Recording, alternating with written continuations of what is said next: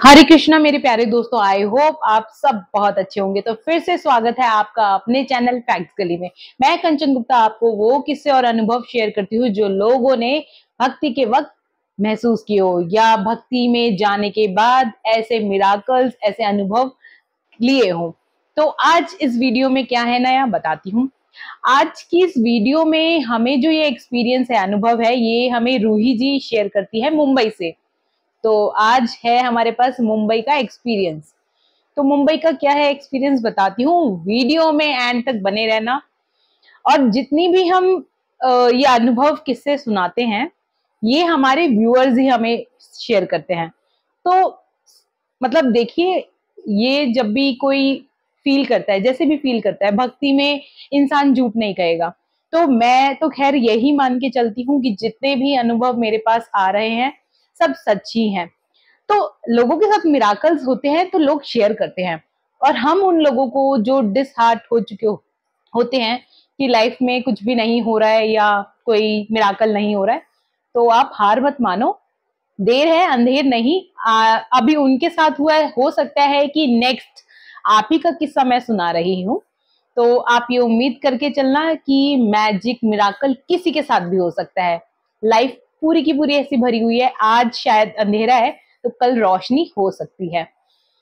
तो इनका जो किस्सा है, ये वो बताती है कि उनकी जो मदर है, रूही जी की मम्मी है, वो शुरू से ना राम स्तोत्र करती है, रक्षा स्तोत्र करती है। तो रूही जी बचपन से सुनती आ रही है, लेकिन रूही जी ठहरी नई जमाने की लड़की, तो उनके मन में ये आता था कि नहीं नहीं, ये सब चीजें सच होती नहीं है।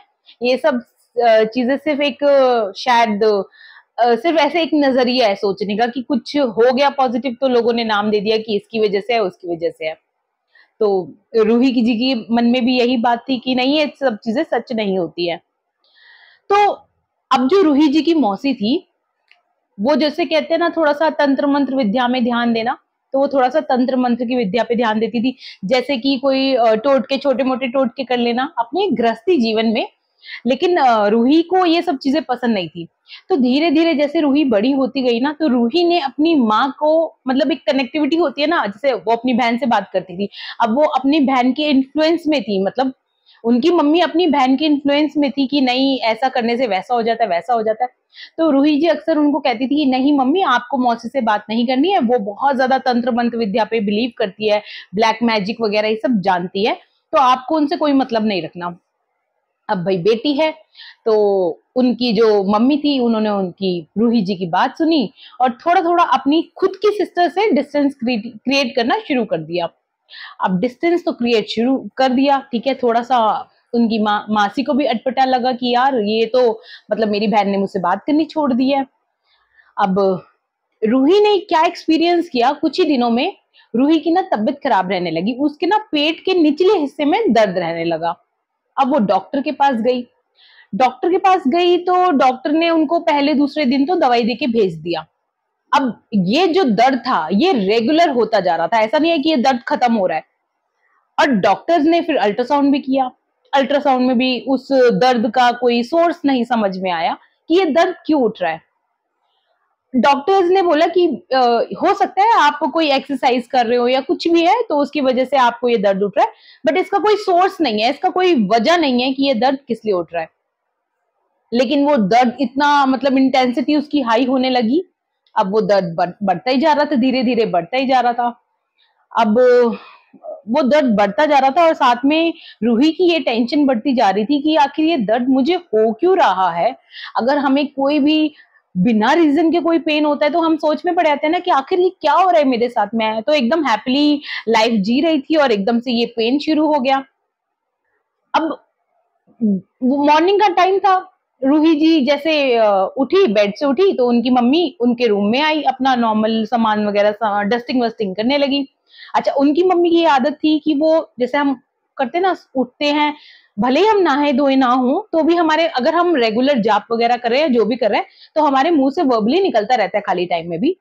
तो रूही की मम्मी अपना जो भाई रेगुलर अगर कोई बोलता है तो उसको याद भी हो जाता है, तो उनको राम रक्षा सूत्र याद हो चुका था, तो वो धीरे धीरे ओरली बोल रही थी। रूही के ना मन में आया कि मेरी मम्मी इतना मानती है, तो क्यों ना मैं भी इस बार ट्राई करके देखती हूँ, रक्षा स्तोत्र जो राम रक्षा स्तोत्र है वो मैं ट्राई करके देखती हूँ।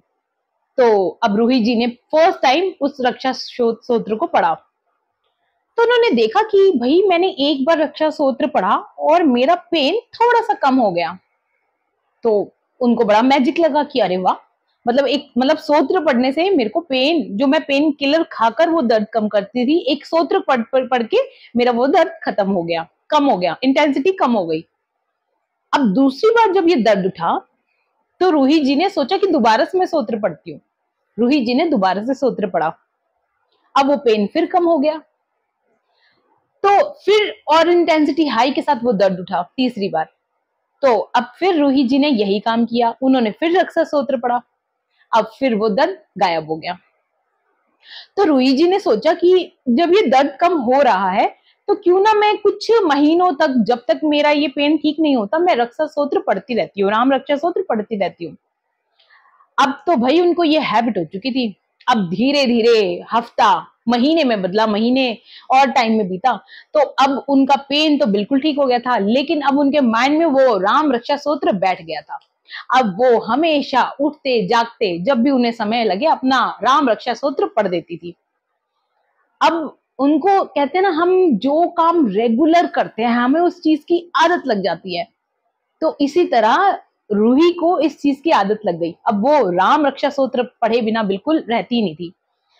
अब उनका दर्द तो सही हुआ ही, साथ में जो उनकी सोच थी इस चीज को लेकर कि शायद ये कोई रूढ़िवादी चीज है जिसको हम कर रहे हैं, हमारे मम्मी पापा कर रहे हैं, अब उनकी ये चीज बदल गई। अब वो इन सब चीजों को मानने लगी। तो ये उनका एक छोटा सा एक्सपीरियंस था उनकी बीमारी को लेकर कि किस तरह से एक रक्षा स्तोत्र पढ़कर उन्होंने अपनी जो परेशानी थी, जो कि सोर्स नहीं मिल रहा था, जिस बीमारी का कोई इलाज नहीं मिल रहा था, उन्होंने वो ठीक कर ली। तो अब मैं आती हूँ उन लोगों के ऊपर जो लोग कहते हैं ना कि एक एक मेरे पास मैसेज आया कि मेरा मन नहीं लगता, मैं मन कैसे लगाऊं। तो शुरू शुरू में हमें दिक्कत आती है, कई बार ऐसा होता है कि हमें ऑब्वियसली नहा धोकर बैठना होता है, हमें जाप करना होता है या नाम जाप जो भी करते होते हैं हम, शुरू शुरू में लगता है अरे यार इस टाइम पे तो हम टीवी देख सकते थे, अरे इस टाइम पे तो हम ये कर सकते थे, लेकिन जैसे जैसे जैसे आदत पड़ती है ना, तो आप उस जाप के बिना रह ही नहीं पाते हो। फिर आप चाहे खाना बना रहे हो, चाहे आप कुकिंग कर रहे हो, मतलब वो सेम ही है चीज, या आप वॉशिंग कर रहे हो, कुछ भी कर रहे हो, आपके मुंह में वर्बली चलता रहेगा और मन मन में चलता ही रहेगा। तो होता यह कि हमें धीरे धीरे धीरे धीरे इसकी आदत पड़ती है। और अच्छा है, देखो आप अगर एक छोटी सी बात है, आप कुछ ऐसे अगर आप मोहल्ले में रहते हो, गली में रहते हो, कहीं पर भी रहते हो, आप कुछ ऐसे अनवांटेड लोगों के साथ जाके खड़े हुए जो यूजलेस है और शायद आपके साथ सिर्फ फालतू की टॉक्स करते हैं, तो उससे बेटर बहुत अच्छा है कि आप अपने घर में आप भजन सुनो, भगवान का नाम लो, फ्री हो, कोई जाप करो, प्रभु का नाम लो, सब करो। आप किसी की नेगेटिविटी भी नहीं ले रहे हो। अब आप किसी की नेगेटिविटी भी नहीं लोगे तो आपकी जिंदगी में उस चीज का प्रभाव भी नहीं पड़ेगा।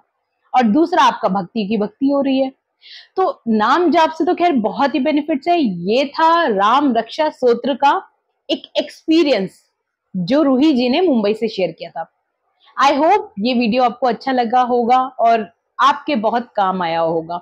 तो अगर आपका भी भक्ति से जुड़ा कोई भी एक्सपीरियंस हो तो आप मुझे मेल आईडी पे या व्हाट्सएप पे शेयर कर सकते हैं, ताकि मैं और लोगों को मोटिवेट कर सकूं भगवान का नाम लेने के लिए।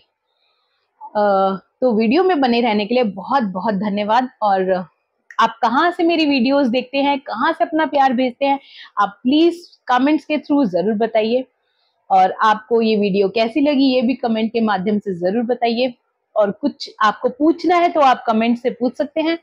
मैं अगली बार मैं जैसे भी वीकली या मंथली एक क्वेश्चन आंसर्स लेती हूँ, जिसमें मैं आपके सारे क्वेश्चन सॉल्व करती हूँ। तो अगर आपके मन में कोई भी किसी चीज से रिलेटेड क्वेश्चन है तो आप पूछ सकते हैं, मैं आपका रिप्लाई जरूर करूंगी। नहीं कर पाई तो वीडियो जरूर बनाऊंगी। तो मिलते हैं अगली वीडियो में, तब तक के लिए जय श्री राम, प्रभु का नाम लेते रहिए।